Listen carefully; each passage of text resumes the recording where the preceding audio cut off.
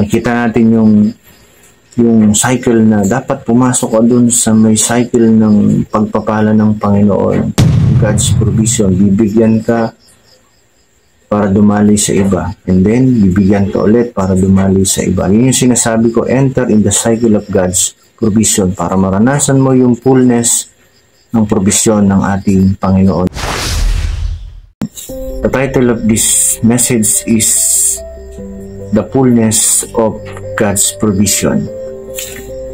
Sa panahon ngayon, nauuso ang mga budget pack.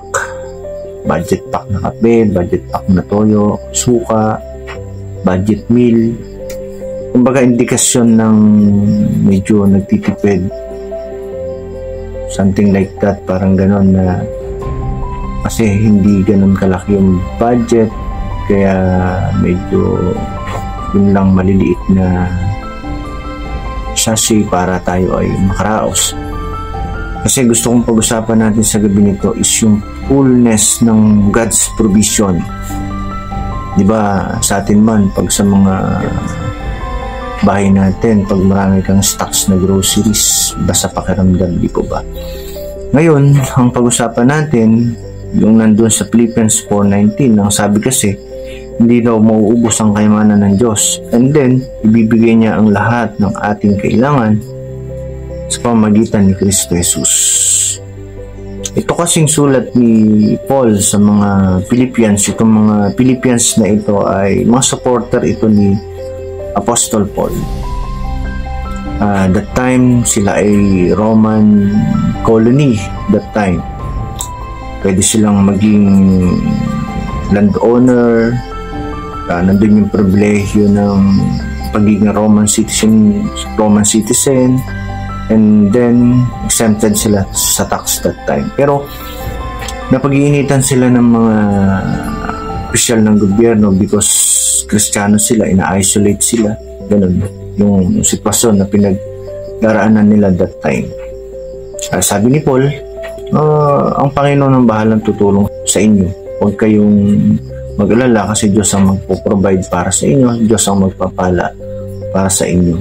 Kaya marahil sinabi niya yun na at buhat sa hindi mauubos na kayamanan ng Diyos, ibibigay niya ang lahat ng inyong kailangan sa pamamagitan ni Kristo Jesus. Yan, supporter kasi ni Apostol Pablo ang mga Philippians na ito. Ngayon, sa modernong panahon, paano natin i-relate ang bagay na ito sa ating mga buhay bilang mga Kristiyano? Paano nga rin ba natin mararanasan yung fullness ng God's provision? Number one, yung connection natin sa Panginoon. Kasi sabi dito, ay ibibigay niya ang lahat ng inyong kailangan sa pamamagitan ni Kristo Jesus. First and foremost, dapat konektado ka sa Panginoon Jesus. Diba? In Psalm 23 verse 1, The Lord is my shepherd, I shall not want. Sabi nung salita ng Panginoon sa Old Testament.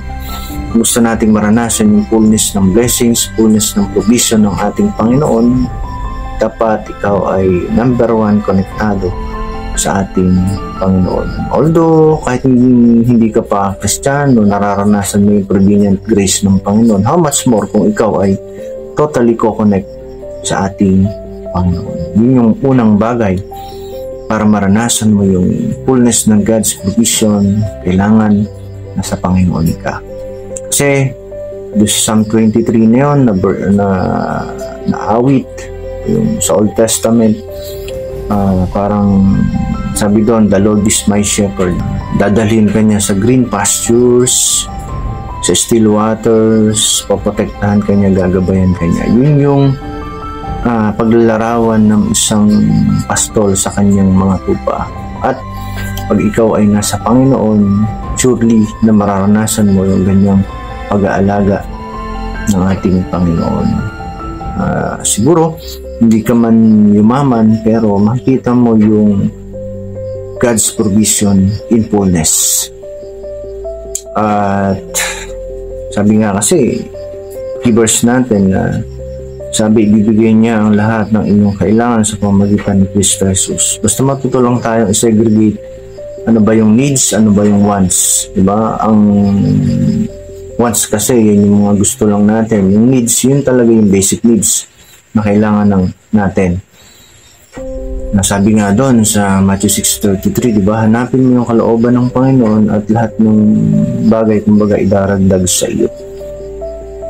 Yung mga kailangan natin, alam yan ng Panginoon. Kaya dapat, gusto natin na maranasan yung fullness ng God's provision, dapat unang-una, konektado ka sa ating Panginoon. Just connect with the Lord and He will surely provide your needs. Yan yung unang bagay. Paano mo maranasan yung fullness ng God's provision? Dalawang bagay, enter in the cycle of God's provision. Ano yung gusto kong ibig sabihin dito? Yung mga Philippians po kasi na yan, sa madalit sabi, bukas ang palad ng mga yan. Sabi nga ng iba, karatista. Sabi nga nun, laging bukas ang palad.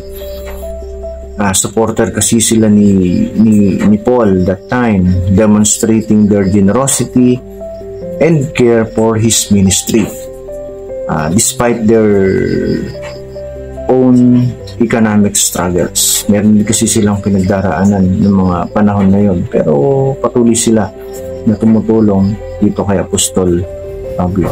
Nakita natin yung cycle na dapat pumasok ka dun sa may cycle ng pagpapala ng Panginoon, yung God's provision. Bibigyan ka para dumali sa iba, and then bibigyan ka ulit para dumali sa iba. Yun yung sinasabi ko, enter in the cycle of God's provision para maranasan mo yung fullness ng provision ng ating Panginoon. And 2 Corinthians 9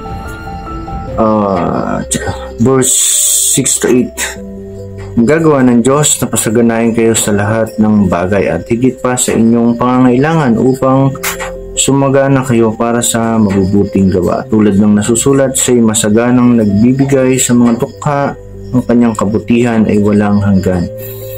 Pag pumasok ka kasi dun sa cycle na yon, magiging channel ka ng blessing. Sabi nga nila, walang humawak ng palayok na hindi naulingan. Kaya habang pinararating ng Panginoon yung blessing sa'yo para yan ay dumali sa iba, nagiging daluyan ka ng pagpapala at pati ikaw ay nadadamay sa blessings na yon.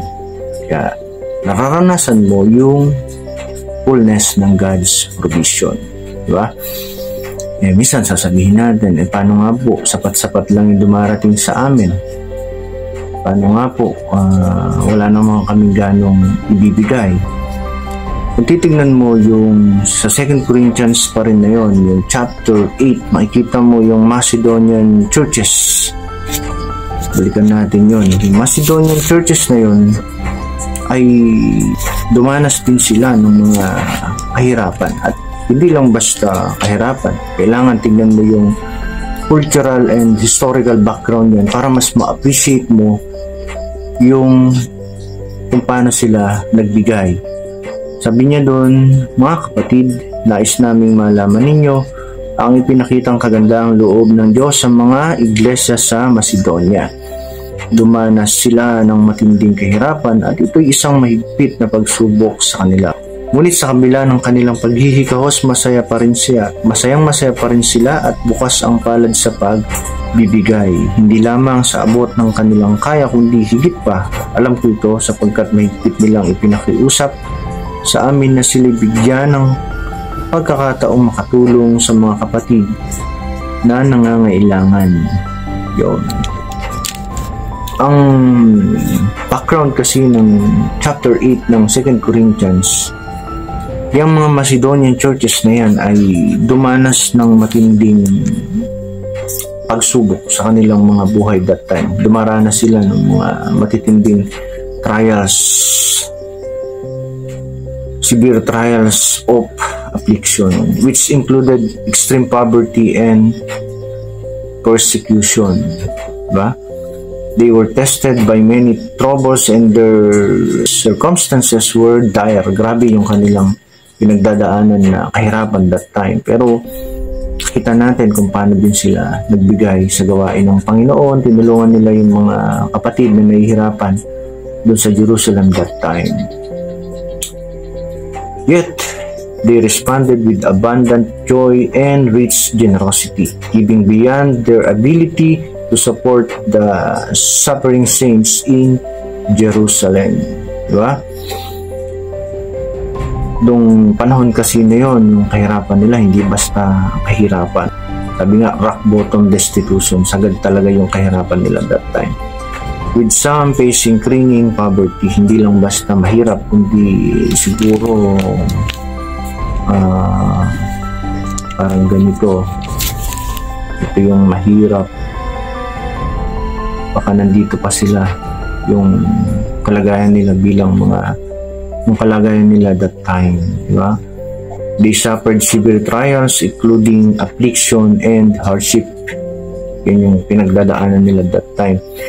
The region faced economic challenges kasi sabi nga may taggutom daw dyan ng mga panahon na yan, overpopulated yung lugar at dumadanas pa sila ng taxation.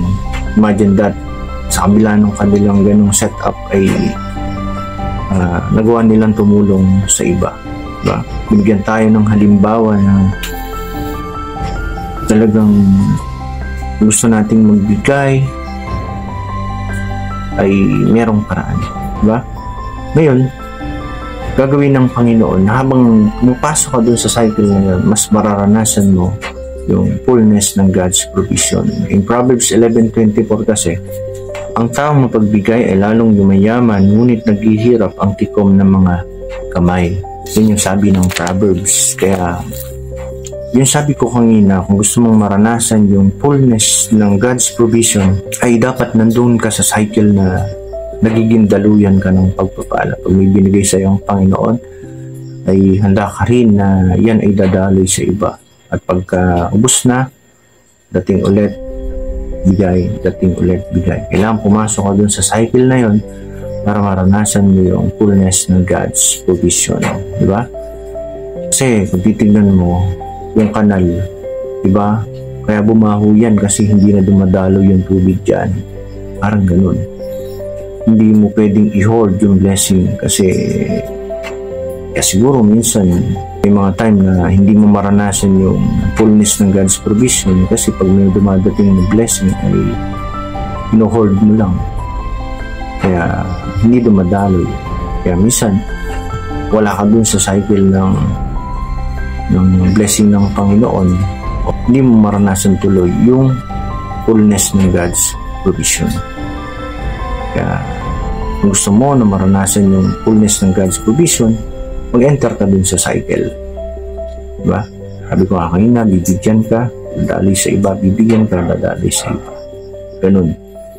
Kaya, titignan natin yan. Yung balik tayo dun sa keywords natin at buhat sa hindi maubos na kayamanan ng Diyos, bibigyan niya ang lahat ng inyong kailangan sa pamamagitan ni Kristo Jesus. God will provide. Sure yan. Pero, first and foremost, dapat nawa lahat tayo connected sa ating Panginoon para mas maranasan mo yung fullness ng kanyang provision and be the agent of blessings. Diba? Kailangan nandun ka sa cycle na yun na nagiging daluyan ka ng pagpapala ng Panginoon para mas pagtiwalaan ka ng mas marami pa at habang yan ay dumadaloy, siyempre dadadamay ka sa blessing na yan para maranasan mo ang fullness ng God's provision ng ating Panginoon. Muli, the title of this message, The Fullness of God's Provision. Diyos ang papuri, glory. Gandang gabi po.